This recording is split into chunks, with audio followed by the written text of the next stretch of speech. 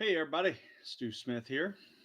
We are going live and taking questions from over here on YouTube and Instagram.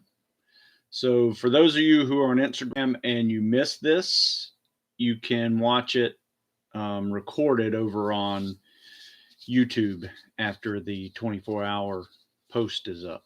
So, what do we have? I am going to discuss today article creation. So I don't know if you know this, but I have been writing articles now for over 20 years. And I have accumulated quite a few. And you can get them all over on military.com, their military fitness section, or you can get some other ones at stewsmithfitness.com. But right now, I typically write a feature article on Mondays for military.com and need some ideas. So you guys ask questions. They might be some good ones, might be ones I've already answered before. If there's some I've already answered before, I'll quickly explain it, but I'll also put it down in the description of this video on YouTube so you can quickly click that button and get a full readout on a little more details of your question. So, for instance, let me see. Last week, I wrote an article on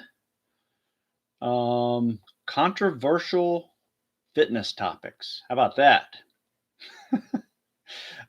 So I got tired of writing coronavirus articles, which I've done probably about 10 or 15 in a month. And so, I'm just tired of it. So I've worn it out. In fact, I wrote a whole article on Stu Smith Fitness saying I'm never going to write another one of these articles. And I put all of them all on one format so you can see all the ones I've created, from staying safe to types of workouts you can do at your home, getting creative. Jeff and I did a podcast on it. So yeah, there's a lot of different options there. So last week I did one on controversial fitness topics such as sit-ups cause back problems. Okay. According to the Navy and some science, the answer is yes. Too much of anything's bad for you, but too much is also relative. You got to remember that. I've been doing sit-ups probably since I was 16 years old. And, but I also do a variety of core exercises. I lift. I do farmer walks. I do flutter kicks and, a variety of different plank poses and bear crawls and stair crawls. All of those things, TRXs, all of those are great core activities where you can actually, um, um, develop a strong core system versus if you don't do anything forever and you go try and do sit-ups, part of a 6-month test or whatever, you are going to probably hurt your back or hips or something. So yes, so the Navy has gotten rid of sit-ups and they put or crunches, and they got plank poses in there. The Army has completely overhauled their fitness test and put in leg ups, or they're called leg tucks, basically a hanging knee up, which is really tough to touch your knees to your elbows every time. So that basically means you got to hang up there with your whole body weight like this, and then take your knees to your elbows, slightly bend your elbows, and like I said, touch your knees to your elbows. Really tough. So the Marine Corps has also done the same thing, but they give you an option. You can either do the 2-minute crunch, which is pretty easy, or you can do a 4-minute and 30-second plank pose to max the test.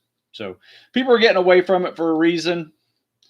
Personally, I think we sit too much as a nation, and that is a bigger cause of our back injuries than sit-ups. But, whatever. Spec Ops is still testing sit-ups, though, so you still have to practice them, or at least learn how to do them. Let's see. And then other ones were like my knees are bad and I can't do squats. Well, I've seen a lot of people who tell me that when we first get started training. And after some general strengthening, some functional rebuilding, they're able to not only squat, but able to run.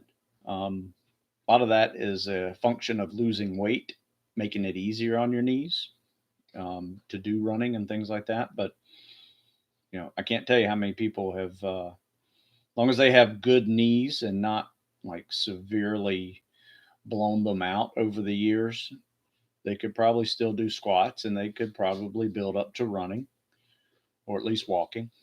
Um, then the other one I like this one was you don't need cardio because high intensity interval training and metabolic conditioning is better.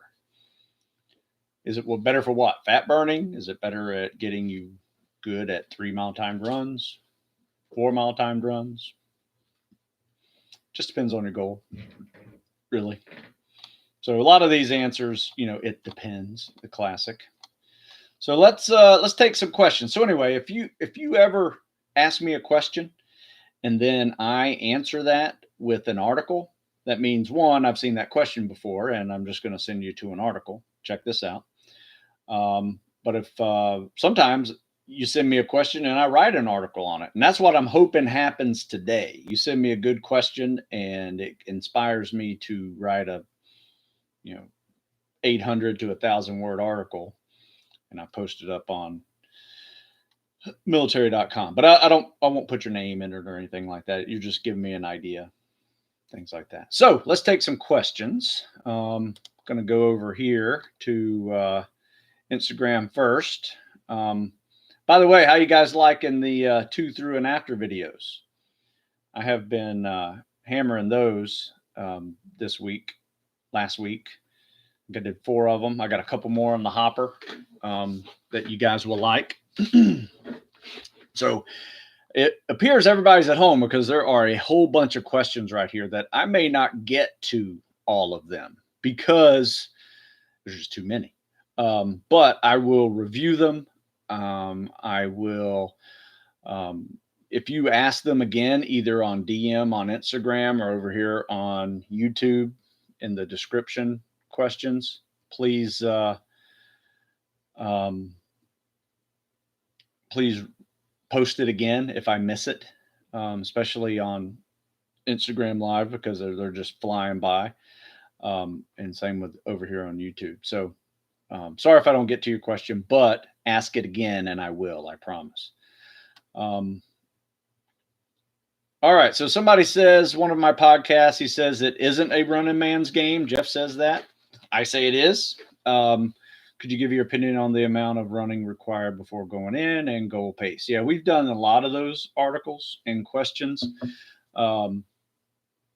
You got to be everything, but most of the guys like me who come from a strength background will tell you, woo, it's a running man's game out there because we weren't used to all that running. Someone who comes into it with a running background will say, damn, I should have lifted more because those boats and logs crushed me in the first 5 weeks.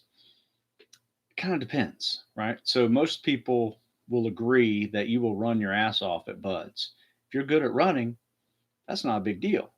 Some people say that, hey, swimming killed me, right? So you need to get good at swimming. So you need to take all of those things. You're going to have a certain weakness when you come into this game anyway, and work on those. I worked on mine for years and I was still strong. I was able to get my muscle stamina up. I was able to get my swimming technique and conditioning up all above average, obstacle courses above average, but 4 mile timed runs were just the nemesis. And unfortunately, you have to take those every week. So every week was a little gut check. Not that everything else was easy, just that wasn't what I had to really mentally focus on to, do well on. So I call it a running man's game, but that's my opinion. Jeff probably ran his ass off before buds and thought running at buds was easy.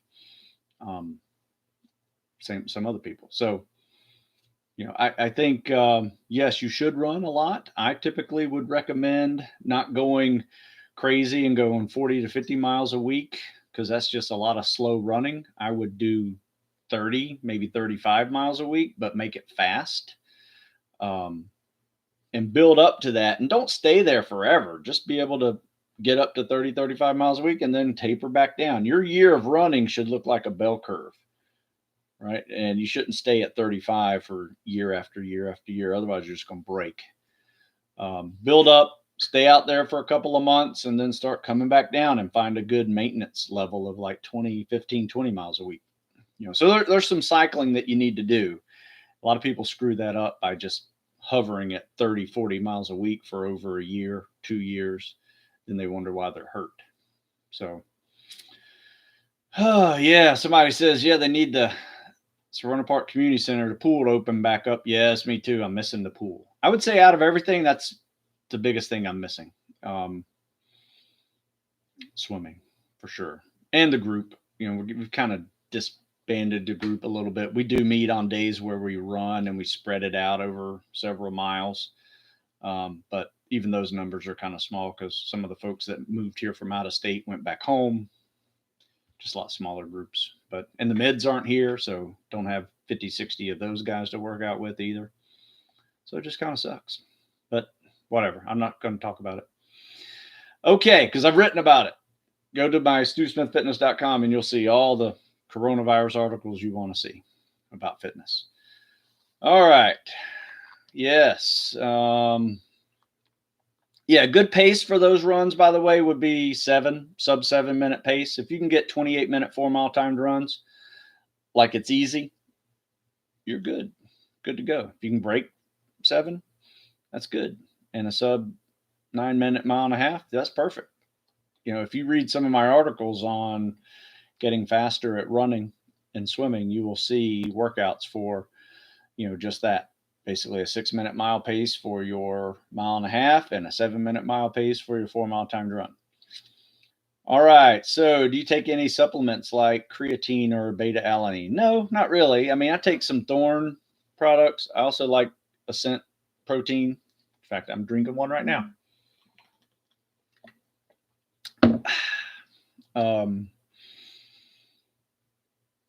So no, I don't do creatine very much. In fact, I've kind of laid off of protein a little bit because as I age, I am not processing protein like I used to be able to. So I have to change things up a little bit because my creatinine levels at the doctor are a little high, meaning I just eat too much protein. So been pulling back a little bit. Been going a little more Mediterranean style, which is awesome, by the way. Just got to watch my portions. Could the pandemic delay interfere recruitment for special ops? It could. I mean, they're already delaying. We had some guys in March that aren't going until May, and we had some guys in May aren't going until July now. However, I did hear Army SF are still training their pipeline. They may not be feeding new people into boot camp yet, but their pipeline is still operational. Like Buds has been shut down for a couple of weeks anyway. Not sure how long that's going to last, but Army SF pipeline's still going. So I hear. Just read an article this morning on it. Hoping it's from the Pentagon, so hoping it's true. Okay, when trying to increase push-ups, should you... Oh man, what happened? You bounced on me. When trying to increase push-ups, should you use the overload principle by adding weight, or should you continue with body weight and increase reps? I would say both. I would recommend both. Maybe both in cycles, or you could do maybe 1 day a week, add weight like bench press or weight vest, and then the other days add higher reps just to trigger a growth response there. Change it up. Sometimes variety is key to your programming. So yeah, overload principle is pretty much how we all grow. So it's not unlike the push-up push where we do push-ups every day for 10 straight days, and then we take 3 days off and then test on day 14. That's an option too. That's a volume overload principle versus a weighted overload principle. Both can work. Same with pull-ups. Been training 6 months for buds, planning to be ready by early 2021. That's good. That's reasonable. Should I be training in boots or running shoes for all my runs? At this point, I wouldn't sweat the boots right now unless you get a good, comfortable pair and you break them in. Very smart to do. But for right now, maybe once a week you put on a pair of boots, maybe and just do it with a ruck or something. But it also depends on your mileage. I wouldn't even put on a pair of boots until you can comfortably run 20 miles a week. After that, you can start adding boots to one of your runs.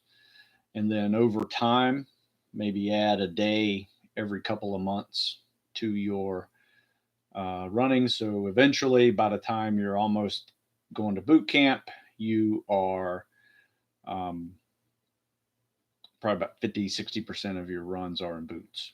But that's how I did it. Um, and we had crap boots too, man. Oof, we don't have these running boots they have now. The old Vietnam issue jungle boot. Oh, suck. So now boots are so nice on your feet, and it's like air boots. So, especially the Nikes, man, they're really nice. Okay, hey Stu, what do you think about rucking and running on the same day? Sure, we do that all the time. 3 mile ruck, then strip the weight off. 3 mile run. Yep. Nope. I do it all the time. In fact, we mix in swimming too. We call it the Spec Ops Triathlon. We'll do a 3 or 4 mile ruck, 3 or 4 mile run, and then a 1 mile swim with scuba fins. Boom. Nail that one. Currently going through your SealFit program. SealFit is not my program. SealFit is Mark Devine's program. So if you're doing SealFit, that's not mine. Do I need to train through muscle soreness? Because my legs are sore as hell after 15 days. I wouldn't. I would do a mobility day because no fitness program is a personalized program unless it is a personalized program. So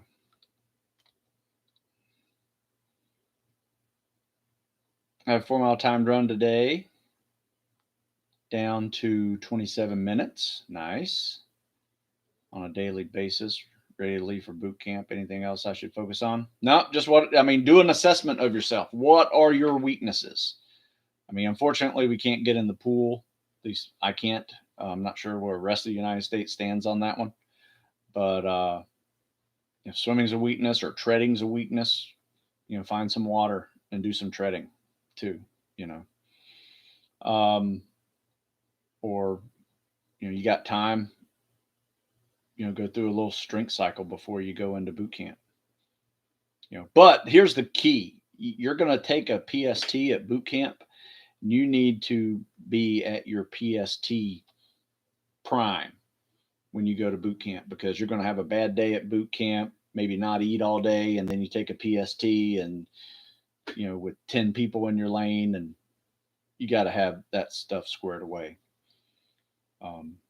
So make sure your PST is rock solid because you can get dropped from the course. You fail that PST. Okay, how concerned does a SEAL candidate have to be with preparing academically, studying things like hydrographic surveying, dive physics, not tying? I wrote an article about that one. Nothing too in depth, but having a background in physics and algebra is, I would say, pretty critical. And your ability to just learn by fire hose is really important because they're going to feed it to you fast. There's a steep learning curve in these academics. Now, cool thing about it is, when the day is done, you can take your stuff home and study. Your classmates can help you out if you're having problems with physics or algebra and, the math that's involved with that. Not everybody's good at math. Knot tying. Yes, you should know your knots before you go. We did. We practiced them all the time on land as well as underwater because it's a different animal underwater. Do I know the process for a vision waiver? How bad of eyes can you have and still have a waiver? I don't know the exact details of how bad they can be, but they have to be correctable to 20/20, no matter what they are. And you can get LASIK or PRK, and those are, you can get waivers for those two surgeries that make you 20/20 or correctable to 20/20. And you can be 20/40 to 20/70. There's no gray area on that. I have never seen a vision waiver other than LASIK and PRK. Now, some people said that there was a color vision waiver going through. I don't think that is the case anymore. It's rather difficult to do, but they give you a couple of tests while you're there. So hopefully they'll figure that out. What's the best swimming fins to use for training? Any type of big fin is perfect. I use a set of Cressy frog fins that I like, that I use when I'm scuba diving. But, at Bud's, you're going to use rocket fins or jet fins. My suggestion is, if you're doing any military diving in your future, get rocket fins or jet fins just to get used to those, that stiffness, that your ankles are going to have to endure. Written article about that as well. I personally like jet fins. If I only had two to choose from, I would go with jet fins over rocket fins, but that's my opinion. And you need scuba booties with them too, because if you wore those things bare feet, they would eat you up. I've seen a lot of people do that because they're not little snorkel flippers, right? They're scuba fins that need booties. Okay, what kind of quarantine workouts do you recommend? I wrote an article on that one. In fact, it's called "I'll Never Write About This Again." So I've been doing a lot of running and pull-ups. I happen to have a bench and a barbell, so I've been doing deadlifts and squats and bench press, power cleans, TRX. Been doing a lot of TRX stuff. Like the other day, I did 100 pull-ups and 100 TRX push-ups, mixed with a variety of other movements. I did this new one. This was pretty good. If you have a kettlebell, you do one squat with the kettlebell, then you do one kettlebell swing, and you do 2 and 2. 3 and 3, 4, 4, 5, 7. Go all the way up to 20. And that's 210 squats with a kettlebell and 210 kettlebell swings. It gets real. It's really good. Good for the legs and good for the lungs. You will definitely get a little winded while you're doing it. I don't know about the best booties. I personally like a thicker booty that has a sole on the bottom. If you go through Google, search scuba booties, you'll see what I'm talking about. Zip up along the side with almost like a foot sole on the bottom, and that's really good for walking around in. So let's see. Let's go back to Instagram here. How many days a week do you recommend doing push-ups and pull-ups for maintenance? Every other day. That's what I would recommend. Especially if you're going high volume, you need that day in between. Written an article about that too. It's called "Stop Doing Daily Pull-Ups and Push-Ups." Yeah, I've written a lot of articles, by the way.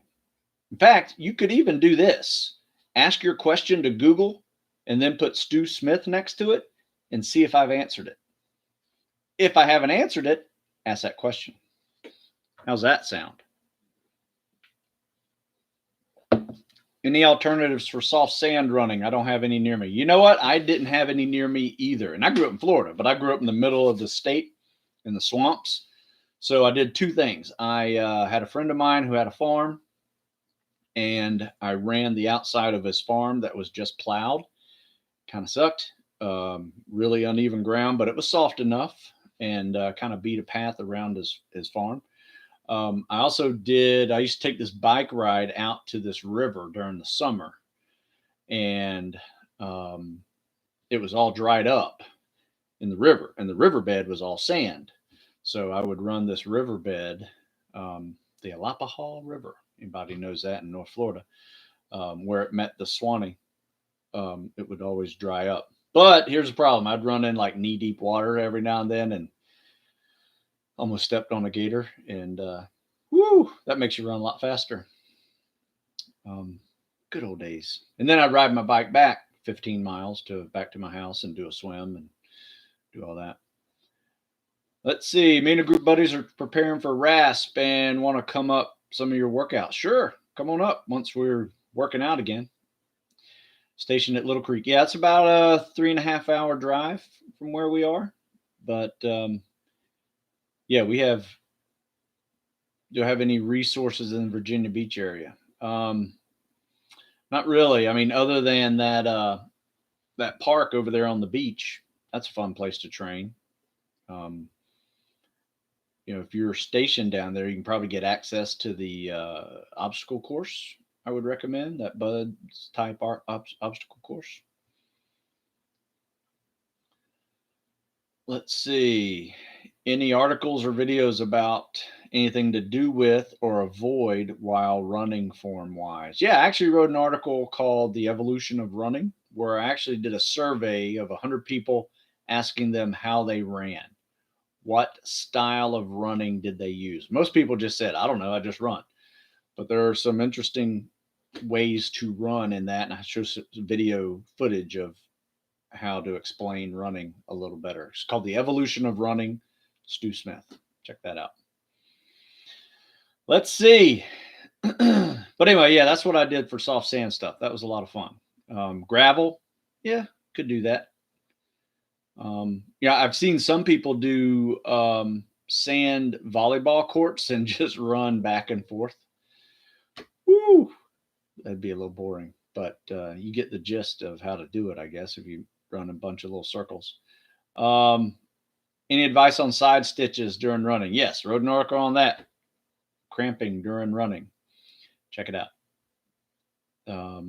Aside from footwear, what else can I do to alleviate tired feet? I would massage them a lot. I usually massage with a foam roller or, real small foam roller or a lacrosse ball. If lacrosse ball's too hard, I'll go with a tennis ball.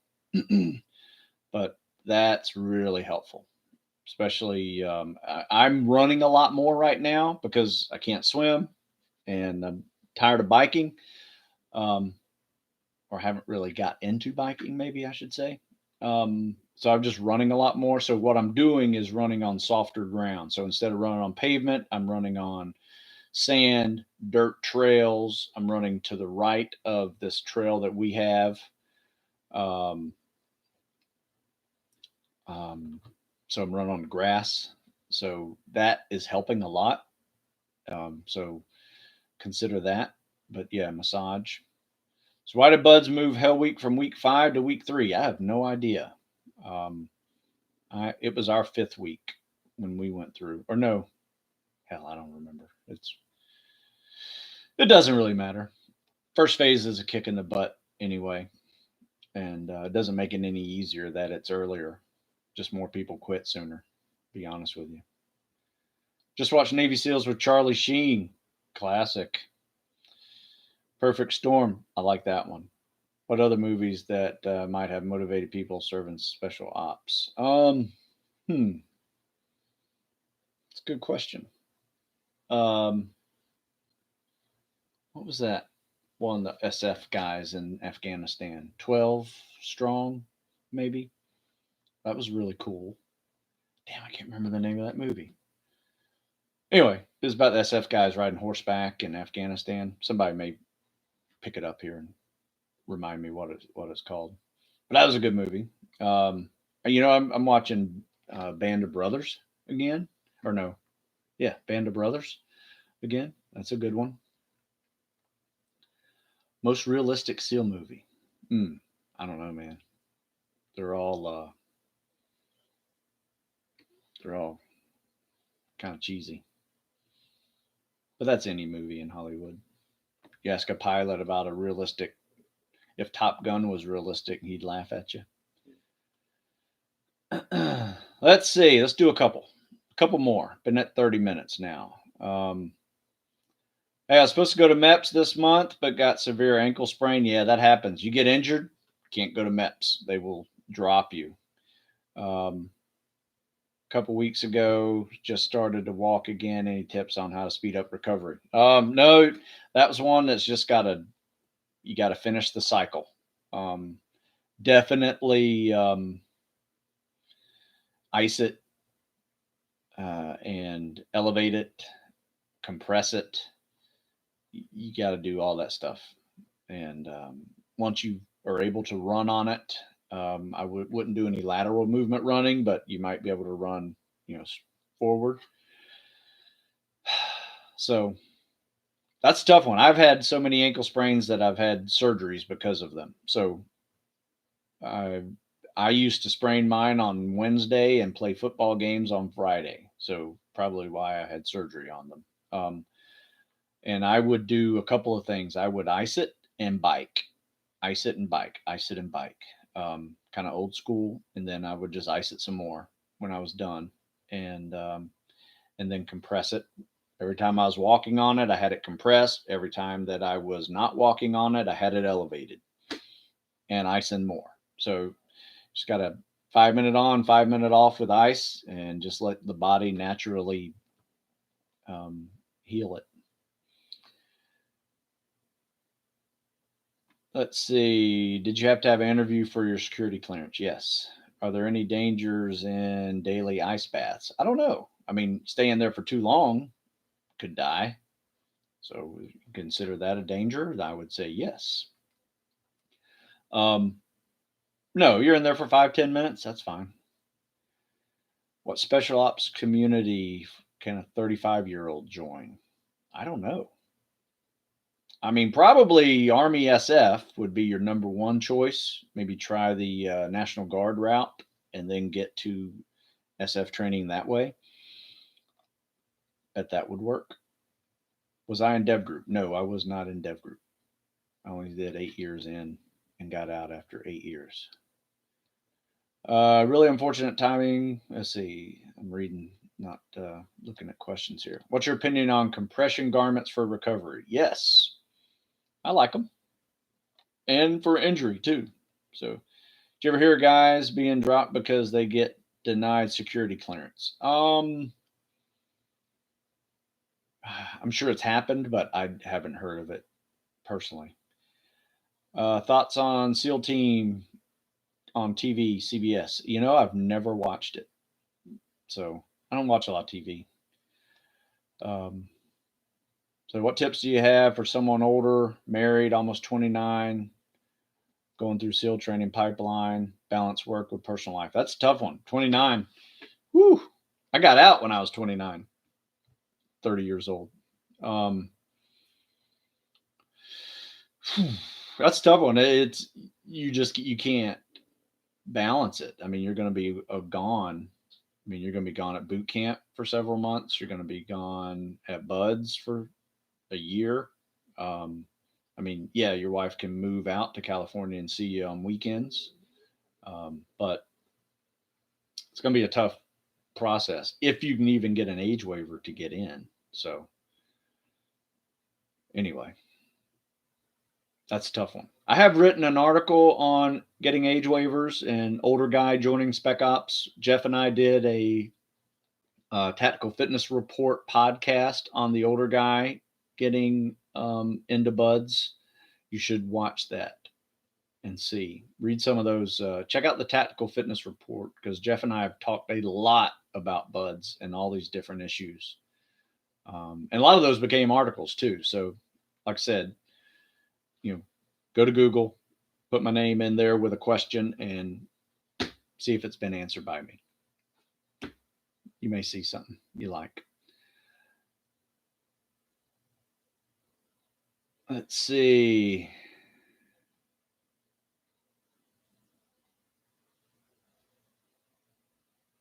Color blindness and SEAL contracts. I don't have any advice for it. I don't even think you can get a SEAL contract with color blindness.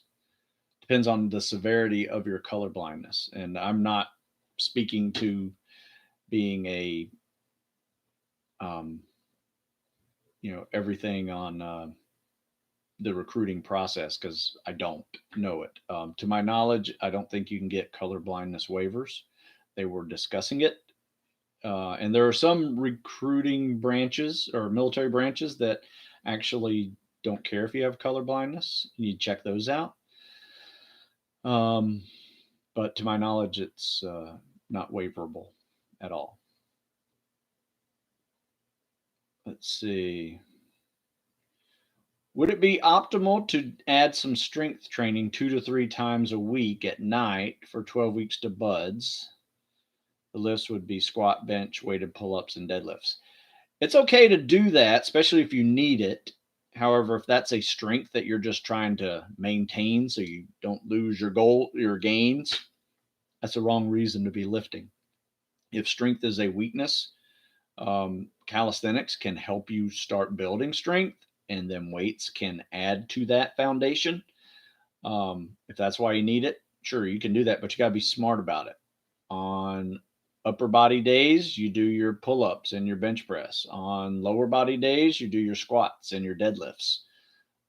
Otherwise, if you mix it in there, you're going to have 3 days in a row of upper body lifts and PTs at high volume.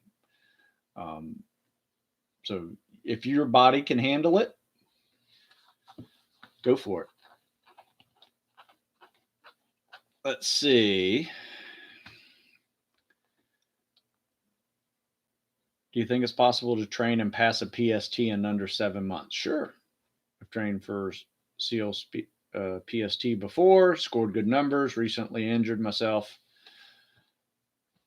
for about 4 months. Yeah, 7 months is easy. I've had guys come in because they're great athletes and just finished lacrosse season, taught them how to swim for 2 weeks, and then they crush a PST. So it depends. If you don't do jack and you try to take a PST, it may take you 7 months. If you're already pretty good shape coming in, you probably crush it in a month. Just depends on how well you can swim. Yes, I'm in Maryland and work with USNA students and other ROTC programs like Maryland and UMBC. Yes, I do. See them a lot, actually. My daughter goes to the University of Maryland, so I go over there and volunteer with the Spec Ops groups when they invite me. Right now, nobody's at school, so kind of sucks. But yeah, last year I worked out with those guys a couple times. We got UMBC midshipmen coming over here, and then I actually do workouts at the Naval Academy with those students. So let's see. Take a couple of these Instagram questions. Where can I check out Tactical Fitness Report?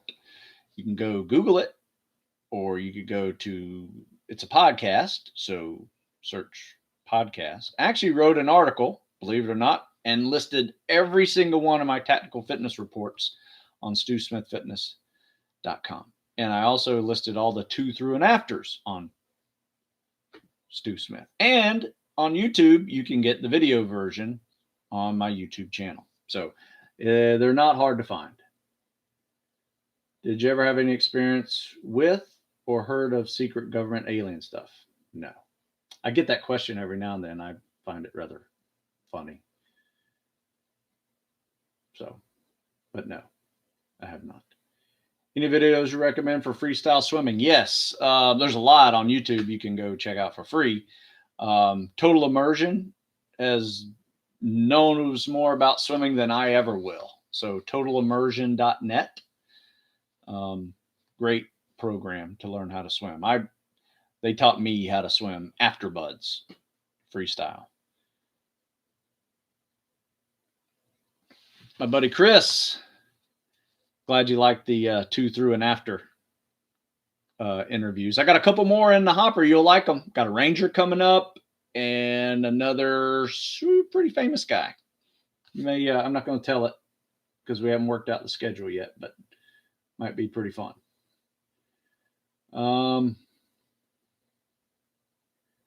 Let's see. Lots of questions here. I'm sorry if I didn't get to them all, but it appears everybody is home watching YouTube and Instagram. So I got a lot of questions today that I was not prepared for, but thank you.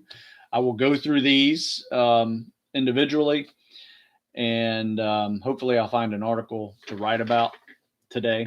And I appreciate your time. If I didn't personally address this one on the video or the live, like I said, just send it to me and I will answer it. If you don't want it on a public forum, just send it to my email address, stu@stusmith.com.